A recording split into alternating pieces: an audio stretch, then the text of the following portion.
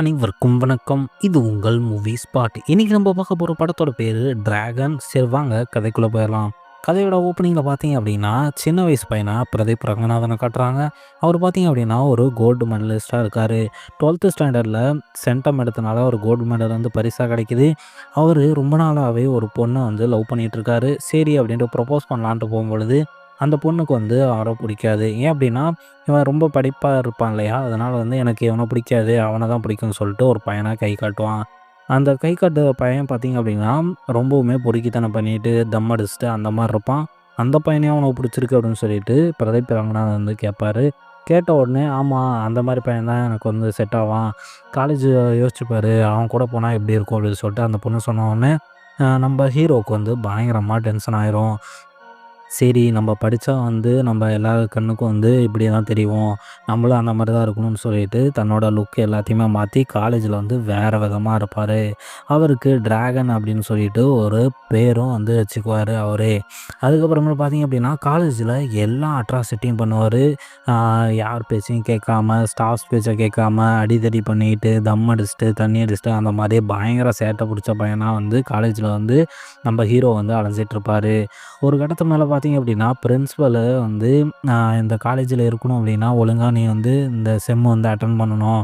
அட்டெண்டன்ஸே உனக்கு கிடையாது. 2% தான் வச்சிருக்க. 3 மாதம் கன்டினியூஸா கிளாஸ் வந்தனா, நான் வந்து உனக்கு வந்து அ ரிஜெக்ட் பண்ண மாட்டேன். ஒழுங்கா வந்து அட்டெண்ட் பண்ணு அப்படின்னு சொல்றாரு. அதுக்கு இருந்துட்டு என்னாலலாம் வர முடியாது.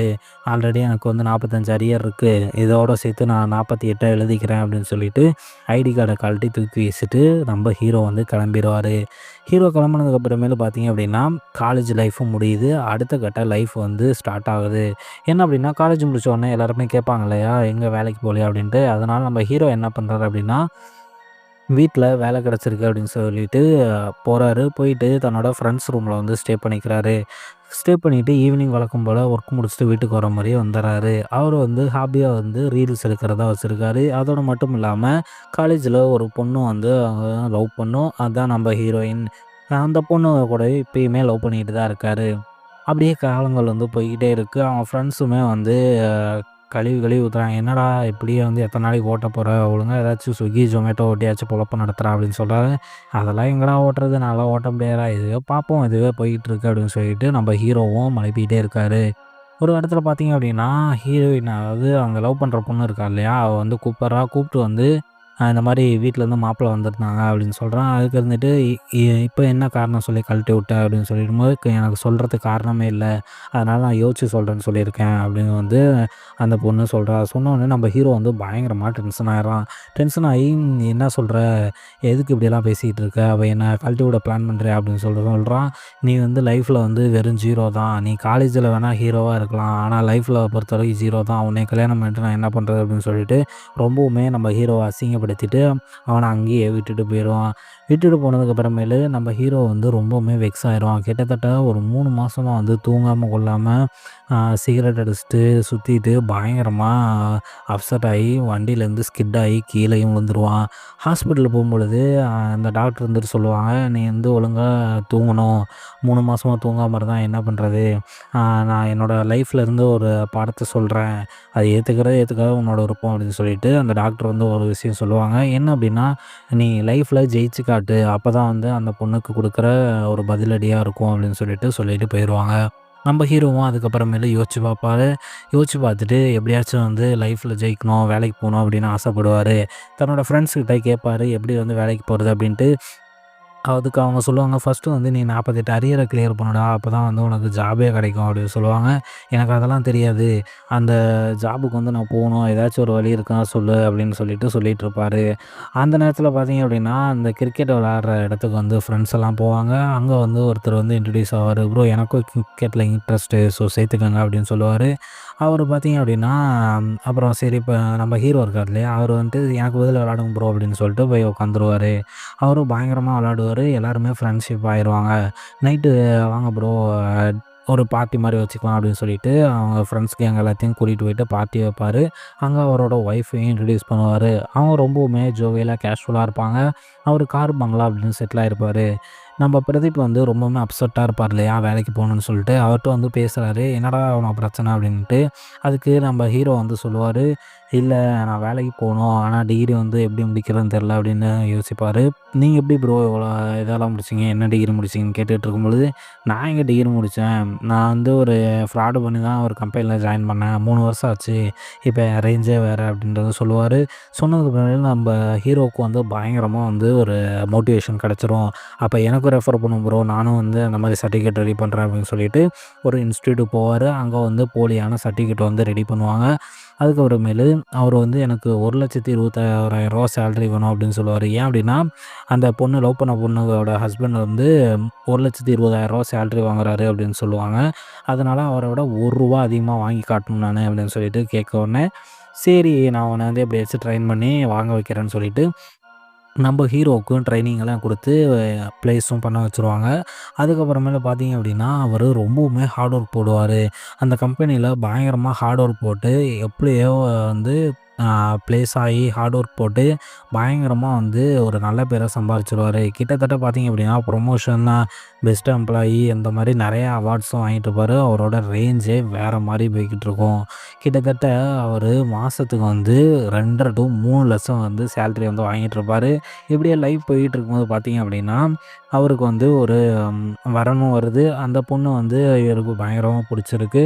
சரி அப்படின்ட்டு மேரேஜ் எல்லாம் ஃபிக்ஸ் பண்றாங்க. என்கேஜ்மெண்ட் எல்லாம் ஃபிக்ஸ் பண்றாங்க. பயங்கரமா வந்து ட்ராவல் ஆகி போய்க்கிட்டே இருக்கு. அதுக்கப்புறமேட்டு பார்த்தீங்க அப்படின்னா, ஒரு எதர்ச்சியா ஒரு இன்சிடென்ட் நடக்குது. நம்ம ஹீரோவுக்கு கம்பெனியில ப்ரொமோஷன் குடுத்து ஃபாரினுக்கு அனுப்புறதா பிளான் பண்ணுவாங்க. என்ன அப்படின்னா, மேனேஜர் ப்ரொமோஷன் குடுக்குறனால, இங்க வந்து நீ இருக்கிறத விட ஃபாரின்ல இருந்தா வந்து லைஃப் வந்து பெரிய குரோத் ஆகும் அப்படின்னு சொல்லிட்டு அந்த கம்பெனியோட விபி வந்து சொல்லுவாரு.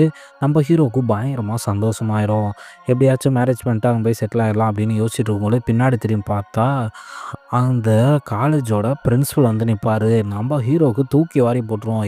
"இவரு எப்புட்றா இங்க வந்தாரு?" அப்படின்ட்டு வந்து, சார் நீங்க எப்படி சார் இங்க வந்தீங்க?" அப்படின்னு சொல்லிட்டு கேட்கும்பொழுது, "ஆமா நீ என்ன பண்ற இங்க?" அப்படின்னு சொல்லிட்டு கேட்கும்போது, "இல்ல சார் இங்க தான் ஒர்க் பண்றேன்." அப்படின்னு சொல்லிட்டு, "சரி வா உன்கிட்ட தனியா பேசணும்." அப்படின்ட்டு கூட்டிட்டு போயிருவாரு.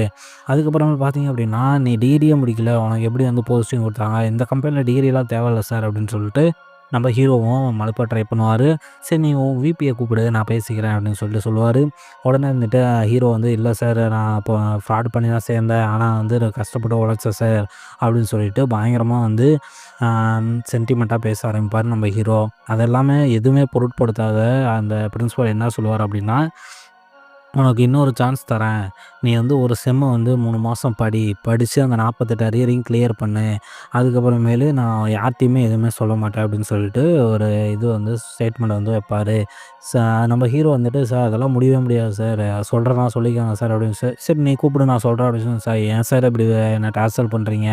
அப்படின்னு சொல்ல, "இதுதான் உனக்கு ஃபைனல் சான்ஸு. ஒழுங்கா வந்து நான் சொன்னத பண்ணு." அப்படின்னு சொல்றாரு. நம்ம ஹீரோவும் வேற வழி இல்லாம அ ஆஃபீஸ்ல ஒர்க் ஃப்ரம் ஹோம் கேட்டு அங்க வந்து நான் ட்ரெய்னிங் போறேன்னு சொல்லிட்டு ஃபேமிலிகிட்டயும் அ காலேஜுக்கு வந்து திரும்பவும் படிக்க போவாரு. அங்க போனா தன்ன மாரியே குட்டி டிராகன் சொல்லிட்டு ஒரு பைத்தியம் வந்து சுத்திட்டு வருவான். அவன் வந்து "உன்ன மாரியே இருக்கணும் தலைவா" அப்படின்னு சொல்லிட்டு பயங்கரமா வந்து சேட்டை பண்ணிட்டு இருப்பான். நம்ம பிரதீப் ரங்கநாதன் என்ன பண்ணுவான், தன்னோட ஒர்க்க ஒரு சைடு பார்த்துட்டு, லவ்வர ஒரு சைடு ஹேண்டில் பண்ணிட்டு, ஸ்டடீஸ வந்து ஃபோக்கஸ் பண்ண ஆரம்பிப்பான். அங்க ஒரு ட்விஸ்ட் நடக்கும். என்ன அப்படின்னா, அ எக்ஸ் லவர் இருக்காரு இல்லையா? அவன் தான் வந்து டிஎஸ்பி மிஸ்ன்னு சொல்லிட்டு இன்ட்ரோடியூஸ் ஆவாங்க. அதுக்கப்புறமேல் நம்ம ஹீரோவுக்கும் இந்த டிஎஸ்பி மேம்க்கும் நடக்கிற காம்பினேஷன் வந்து பயங்கரமா இருக்கும். என்ன அப்படின்னா, எக்ஸ் லவர் வந்து பயங்கரமா ஹெல்ப் பண்ணுவா படிக்கிறதுக்கு. எல்லாமே நம்ம ஹீரோவும் வந்து எப்படியாச்சும் பாஸ் பண்ணணும் அப்படின்னு சொல்லிட்டு இக்கட்டான சூழ்நிலையில வந்து மாட்டிக்குவாரு. ஏன் அப்படின்னா, அந்த இன்ஸ்டிடியூட்ல சேர்த்து விட்டார் இல்லையா? அவரு வந்து போலீஸ்ல வந்து மாட்டிக்குவாரு. ஃப்ராட் பண்ணி தான் நீ வந்து இந்த வேலைய வாங்கியிருக்கன்னு சொல்லி போலீஸ் வந்து அரெஸ்ட் பண்ணிருவாங்க. அதுக்கப்புறமேல் பார்த்தீங்க அப்படின்னா, பேக்ரவுண்ட் வெரிஃபிகேஷன் பண்ணணும்னு சொல்லிட்டு எல்லா கம்பெனிலயுமே பேக்ரவுண்ட் வெரிஃபிகேஷன் பண்ணணும்னு சொல்லிட்டு ஆரம்பிச்சுருவாங்க. நம்ம பிரதீப் ரங்கநாதன் கம்பெனிலயும் ஆரம்பிச்சுருவாங்க இல்லையா? அவர் விபி வந்து கால் பண்ணி சொல்லுவாரு, "நம்ம கம்பெனிலயும் வந்து பேக்ரவுண்ட் வெரிஃபிகேஷன் பண்ணணும்டா" அப்படின்னு சொல்லிட்டு ஃபோன வச்சுருவாரு. நம்ம ஹீரோவுக்கு வேற ஆப்ஷனே கிடையாது. எப்படியாச்சும் வந்து டிகிரிய வந்து கிளியர் பண்ணியே ஆகணும். இல்ல அப்படின்னா நம்மளும் ஜெயிலுக்கு போ வேண்டியதுதான் அப்படின்னு சொல்லிட்டு கஷ்டப்பட்டு படிக்க ஆரம்பிப்பாரு. படிக்க ஆரம்பிக்கிறவரு அவர் வந்து பர்த்டே வரும். அப்போ வந்து எக்ஸ்ல அவர் வந்து செலிப்ரேட் பண்ணிட்டுருப்பாங்க. இதுக்கடியில பார்த்தீங்க அப்படின்னா, அவர் கல்யாணம் பண்ணிக்க போற பொண்ணு வந்து, "நான் இங்க ஏர்போர்ட்ல இருக்கேன். நீ உடனே வான்னு" சொன்ன உடனே, இவரும் வேற வழி இல்லாம தூங்காம கொள்ளாம கார் டிரைவ் பண்ணி சென்னைக்கு போவாரு. சென்னைக்கு போயிட்டு லவ்வர மீட் பண்ணி எல்லாமே பேசிட்டு, அடுத்த நாள் எக்ஸாம் இருக்கு இல்லையா? அதுதான் ஃபைனல் எக்ஸாம். அது எப்படியாச்சும் வந்து கிளியர் பண்ணணும்னு சொல்லிட்டு, திருப்பி ரிட்டர்ன் வருவாரு. அவரு தூங்காம இருந்தனால, அவரால வந்து எக்ஸாம் எழுதவே முடியாது. அ உடனே டாக்டர் சொன்னது வந்து யோசிச்சு பார்ப்பாரு.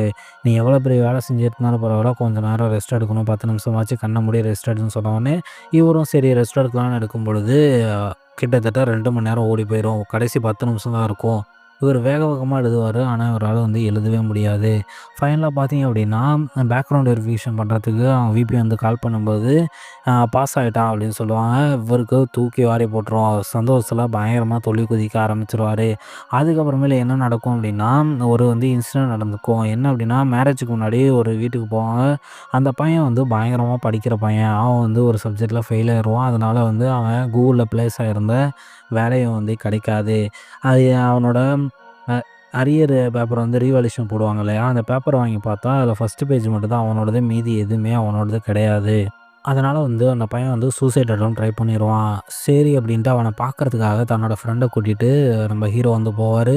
போனதுக்கப்புறம் தான் தெரியுது அந்த பேப்பர்ல இருக்க ஹேண்ட் ரைட்டிங் எல்லாம் நம்ம ஹீரோவோடதுன்னு. என்ன பண்ணியிருப்பாரு அப்படின்னா, நம்ம ஹீரோ வந்து ஒரே ஒரு பேப்பர் மட்டும் மாத்தணும் அப்படின்னு சொல்லிட்டு அந்த இன்ஸ்டிடியூட்ட கேட்டிருப்பாரு. அவரும் சரி ஓகே அப்படின்னு சொல்லிட்டு அந்த பேப்பர வந்து மாத்தி வச்சுருவாங்க.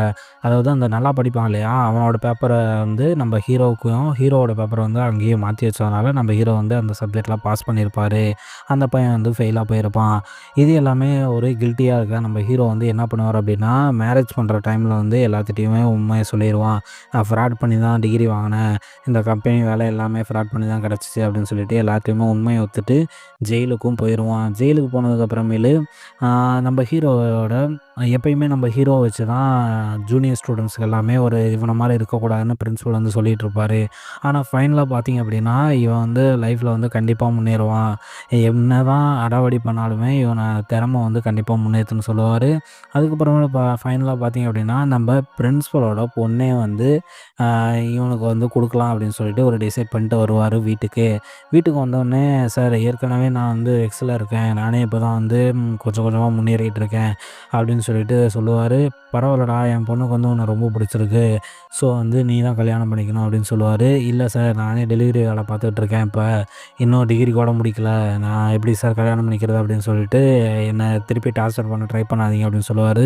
"என் பொண்ணு ஒரே ஒரு டைம் பாடுறா" அப்படின்னு சொன்னோனே, அந்த பொண்ணு வந்து இன்ட்ரோடியூஸ் ஆவாங்க. பார்த்தோனே நம்ம ஹீரோ வந்து பயங்கரமா ஹாப்பியாகி வாய பொளக்க ஆரம்பிச்சுருவாரு. இதுதான் இந்த படத்தோட கதை. ஸோ டிராகன் படம் ரொம்பவுமே சூப்பரா இருக்கு. தியேட்டர்ல பார்த்து என்ஜாய் பண்ணுங்க.